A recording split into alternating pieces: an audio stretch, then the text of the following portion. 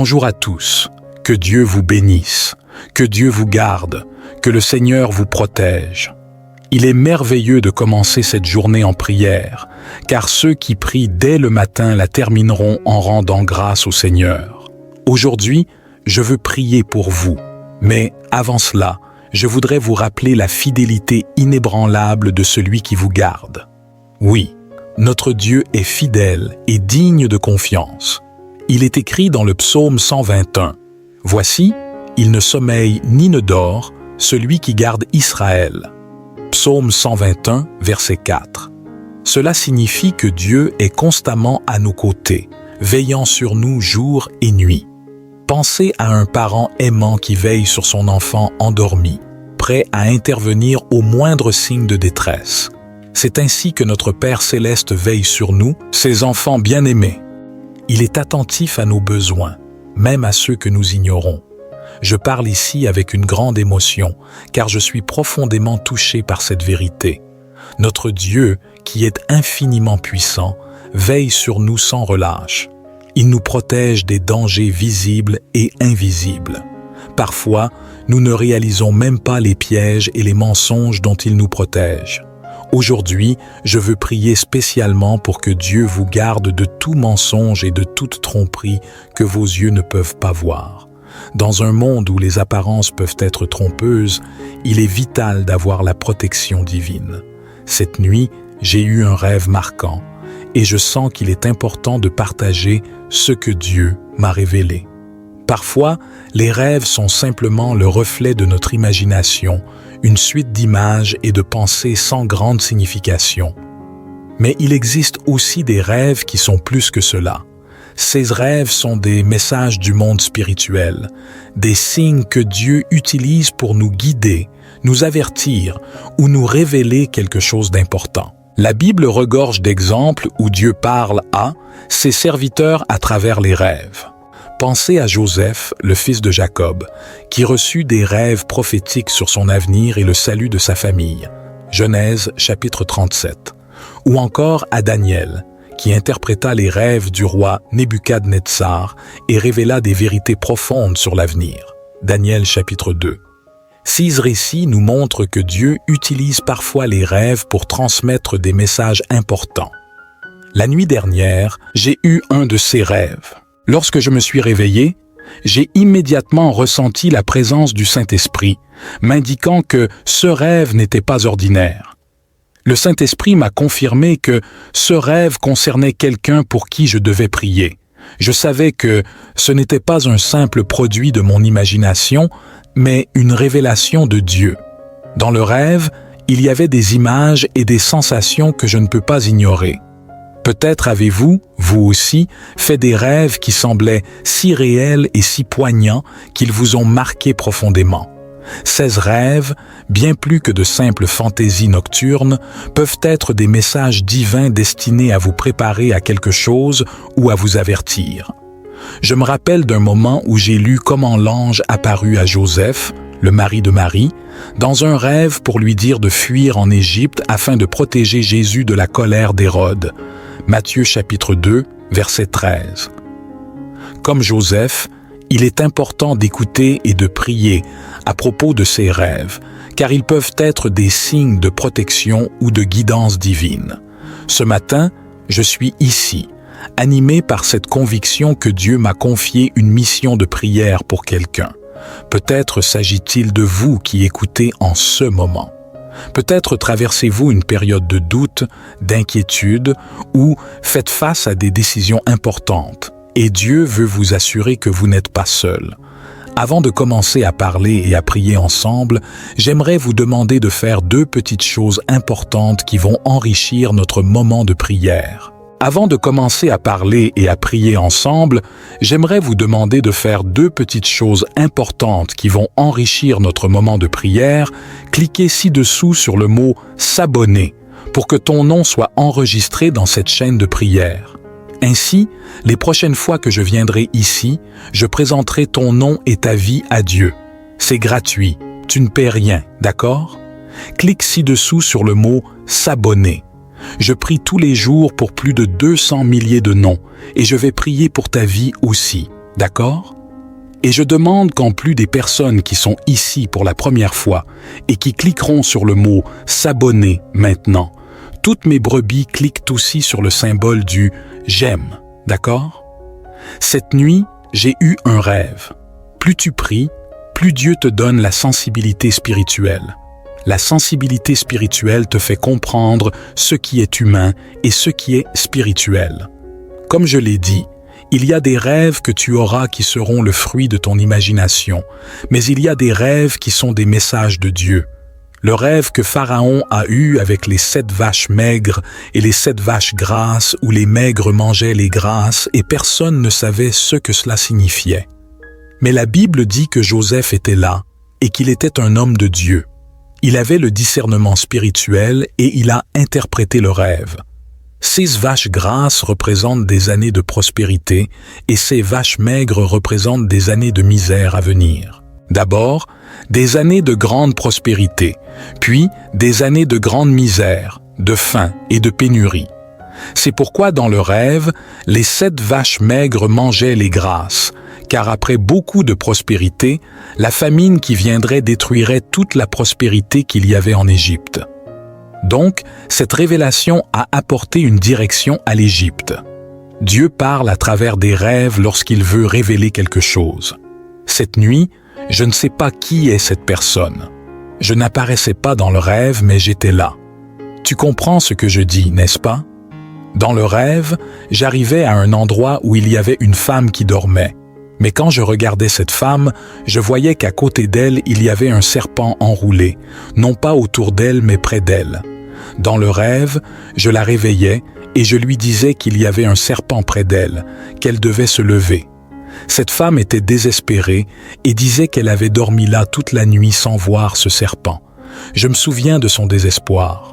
Quand je me suis réveillé, le Saint-Esprit m'a dit que je devais prier pour quelqu'un, que Dieu libère du mensonge. Je suis tout ému.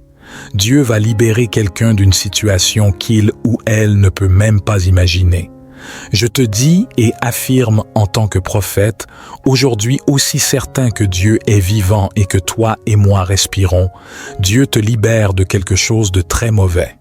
Il y a des gens ici qui récemment ont eu des rêves étranges et ne savent pas ce qu'ils signifient. Les rêves ont une signification spirituelle et c'est quelque chose de sérieux. Il y a des gens ici qui depuis un certain temps ont des rêves étranges sans savoir ce qu'ils signifient. Souvent, c'est le monde spirituel qui essaie déjà de t'avertir et Dieu m'utilise ici pour le confirmer. Je veux prier pour que tout esprit de mensonge, tout esprit de serpent qui t'entoure, tombe à terre et soit expulsé. Parfois, tu ne prospères pas ou tes relations ne vont pas bien parce qu'il y a des serpents autour de toi, du mensonge autour de toi. Parfois, tu te confies à quelqu'un à qui tu ne devrais pas parler. Comme on dit souvent, seul Dieu connaît le cœur de l'homme. Parfois, quelqu'un peut sembler bien devant toi, mais seul Dieu sait ce qu'il pense vraiment. Il y a des gens ici qui observent ta vie et, s'ils le pouvaient, ils voudraient vivre ta vie tellement ils sont envieux de toi. Il y a des gens qui voudraient être toi. Tu dois demander protection à Dieu. Je vais maintenant demander à Dieu de te protéger. Je sais que ce rêve n'était pas un rêve ordinaire, mais un rêve spirituel et que Dieu me dirigeait pour prier pour cela ici et je vais prier maintenant. Amen. Gloire à Dieu. Tu crois et tu reçois. Mon verre d'eau est déjà ici. Avant de prier, nous allons écouter 1 ou 2 témoignages. Bénédiction appelle bénédiction. Écoutons attentivement ce beau témoignage. Bonjour à tous, que la paix du Seigneur soit avec vous. Je suis Claire, originaire du Cameroun. Aujourd'hui, je veux partager la merveilleuse transformation que Dieu a opérée dans ma vie. Je rends gloire à Dieu pour sa bonté infinie. Depuis que j'ai commencé à participer à ces moments de prière et à méditer les enseignements que vous partagez, ma vie a pris un tournant extraordinaire. Le Seigneur a illuminé mon chemin d'une manière que je n'avais jamais imaginée. Il y a une semaine, j'étais dans un état de confusion et de doute. Je priais, mais je ne voyais pas de changement concret. Puis, j'ai commencé à suivre les prières de ce recueil, et dès le premier jour, j'ai ressenti une paix profonde s'installer en moi. J'ai commencé à percevoir la direction de Dieu plus clairement dans chaque aspect de ma vie. Une situation particulièrement difficile s'est présentée cette semaine, mais grâce aux prières et aux enseignements que j'ai reçus ici, j'ai pu surmonter cette épreuve avec foi et sérénité. Ce recueil de prières m'a non seulement fortifié, mais il a aussi été une source de bénédiction et de clarté dans mes décisions. Je suis émerveillé par la façon dont Dieu a répondu à mes prières et a apaisé mon cœur. Je veux remercier de tout cœur notre pasteur et toute l'équipe qui travaille avec diligence pour nous apporter ces prières et ces messages inspirants. Vous êtes une véritable bénédiction pour nous tous. Grâce à vous, je me sens plus proche de Dieu, plus confiante et plus épanouie dans ma foi. Que Dieu continue de vous bénir abondamment, ainsi que toutes les personnes qui contribuent à ce ministère. Votre travail est précieux et apporte beaucoup de lumière et de paix à nos vies. À vous tous qui écoutez, je vous envoie un grand câlin spirituel, chers frères et sœurs en Christ. Merci encore, que la grâce et l'amour de Dieu vous accompagnent toujours. Gloire à Dieu. Amen. Écoutons un autre témoignage. Bonjour mon évêque, que la paix et la grâce de Dieu soient avec vous. Je suis Éric depuis le Sénégal et aujourd'hui, je veux témoigner de la bonté de Dieu dans ma vie. Je rends gloire à Dieu pour 6 merveilles. J'ai un fils de 2 ans et récemment, il a traversé une période de maladie inexplicable.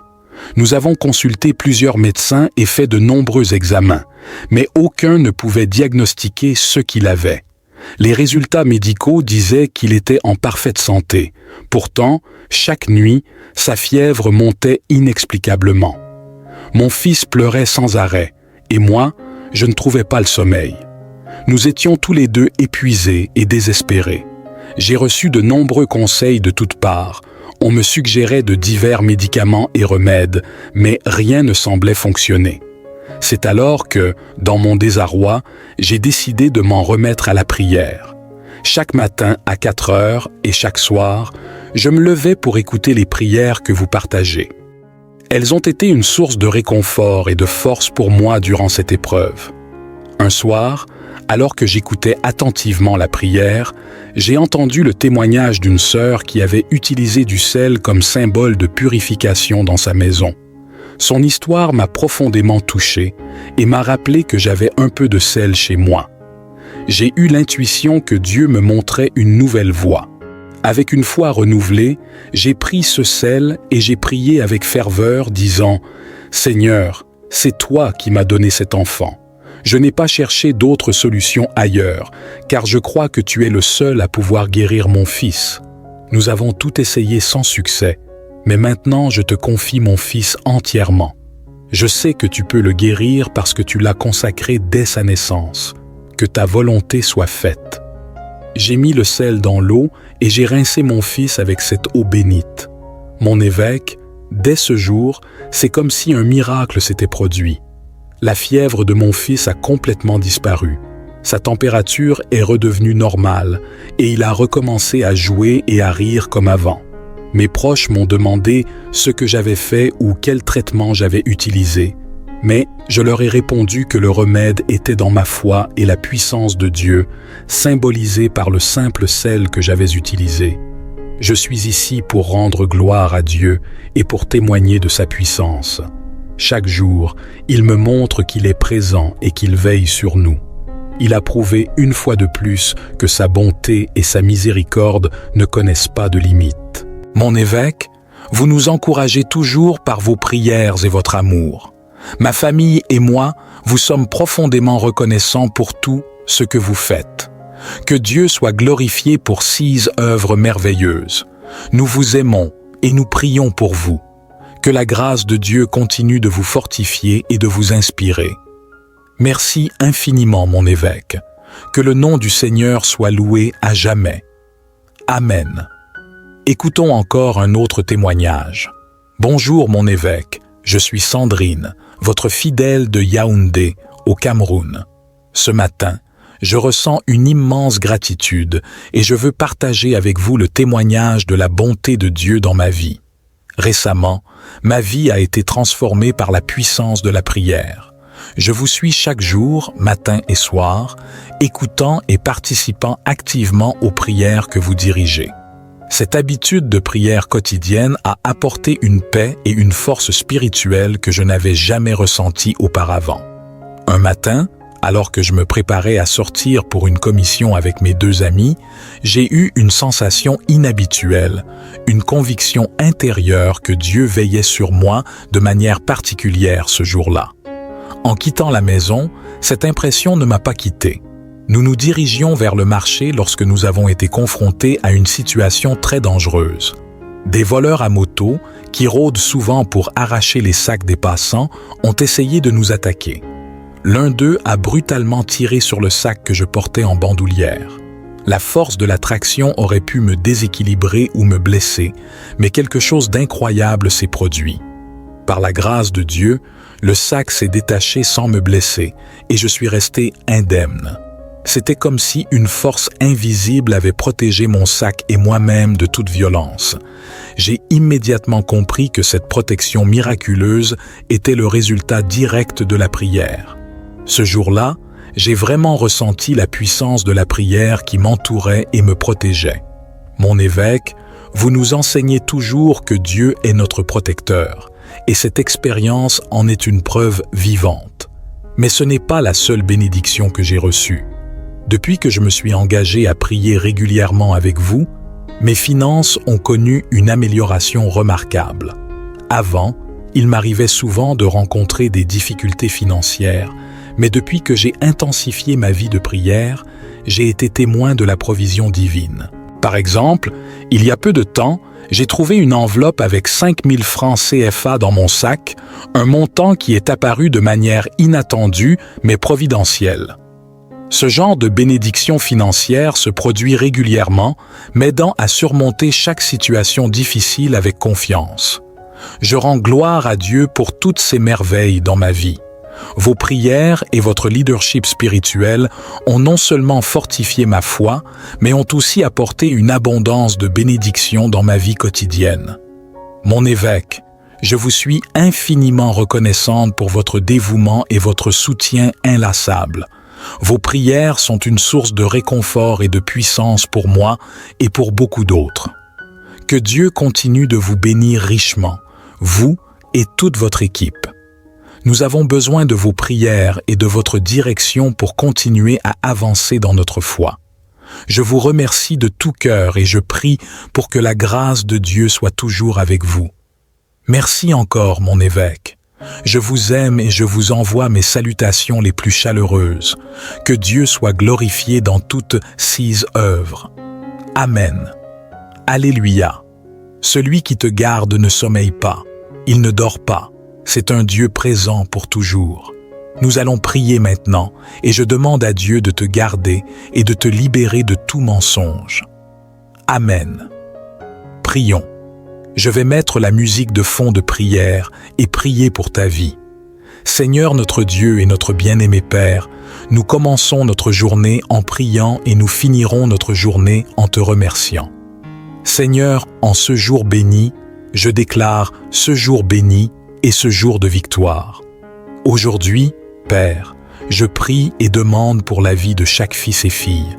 Mon Dieu, face à ce que tu m'as révélé cette nuit en rêve, je te demande, Père, libère ta fille, libère ton fils, libère-nous de tout mensonge, libère-nous de tout ce que nos yeux ne peuvent pas voir.